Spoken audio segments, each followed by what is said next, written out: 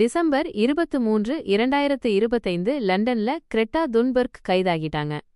இது நடந்தது லண்டன் நகரத்தோட நிதி மாவட்டமான சிட்டி ஆஃப் லண்டன்ல பிளான்டேஷன் பிளேஸ்ல இருக்கிற ஆஸ்பன் இன்சூரன்ஸ் கம்பெனி ஆஃபீஸ் முன்னாடி. அங்க ஒரு போராட்டம் நடந்துகிட்டு இருந்துச்சு. பிரிசனர்ஸ் ஃபார் பாலஸ்டைன்னு ஒரு குரூப் ஏற்பாடு செஞ்சது. இது பாலஸ்தீன் ஆதரவு ஆக்டிவிஸ்டுகளான பாலஸ்டைன் ஆக்ஷன் உறுப்பினர்கள் சிறையில அடைக்கப்பட்டிருக்கிறதுக்கு எதிரா அவங்கள சிலர் உண்ணாவிரதம் இருக்கிறதுக்கு ஆதரவா நடத்தின போராட்டம். போராட்டத்துல என்ன நடந்துச்சுன்னா 2 பேர் கட்டிடத்தோட முகப்புல சிவப்பு பெயிண்ட் அடிச்சு தங்கள பச ஒட்டி பூட்டிக்கிட்டாங்க. அவங்கள 2 பேரையும் சொத்து சேதம் பண்ணின குற்றத்துல கைது பண்ணிட்டாங்க போலீஸ். அதுக்கப்புறம்தான் கிரெட்டா அங்க வந்தாங்க. ஒரு பதாகை வச்சுட்டு நின்னாங்க. அந்த பதாகையில எழுதியிருந்தது I support the Palestine action prisoners, I oppose genocide. அதாவது பாலஸ்தீன் ஆக்ஷன் சிறைவாசிகளை ஆதரிக்கிறேன், இனப்படுகொலையை எதிர்க்கிறேன்னு. இப்ப இங்கதான் பிரச்சனை. யூகே அரசு இந்த வருஷம் ஜூலை மாசத்துல பாலஸ்டைன் ஆக்ஷன் அமைப்பை டெரரிசம் ஆக்ட் 2000 படி தீவிரவாத அமைப்பா தடை செஞ்சிருக்கு. அதனால அந்த அமைப்புக்கு ஆதரவு தெரிவிக்கிற மாதிரி ஏதாவது பண்ணுனா குற்றமாச்சு.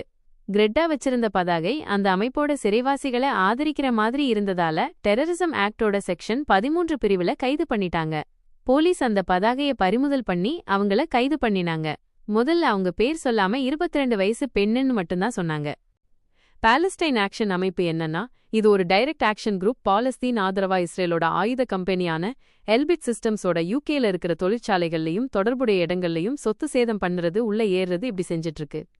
யூகே அரசு இதை தடை செஞ்சதுக்கு காரணம் அவங்க செஞ்ச சொத்து சேதங்களும் ராணுவ இடங்கள்ல தாக்குதல் மாதிரி செஞ்சதும் தான்.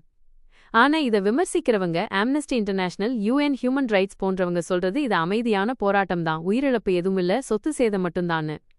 அதனால இந்த தடை ரொம்ப அதிகமானது, பேச்சு சுதந்திரத்தை மீறதுன்னு சொல்றாங்க. போராட்டக்காரங்க சொல்றது என்னன்னா, Aspen insurance company Elbit Systems யூகேக்கு இன்சூரன்ஸ் கொடுக்கறதால அது இனப்படுகொலைக்கு உடந்தையா இருக்குன்னு குற்றம் சாட்டுறாங்க. சிறையில இருக்கிறவங்க சிலர் 50 நாளுக்கு மேல உண்ணாவிரதம் இருக்காங்க. அவங்களோட கோரிக்கை உடனடி ஜாமீன், தடை நீக்கம். இப்படி அரசு பக்கமோ போலீஸ் பக்கமோ சொல்றது சட்டப்படி தடை செஞ்ச அமைப்புக்கு ஆதரவு தெரிவிச்சது குற்றம்தான், போராட்டத்துல சொத்து சேதமும் நடந்திருக்குன்னு.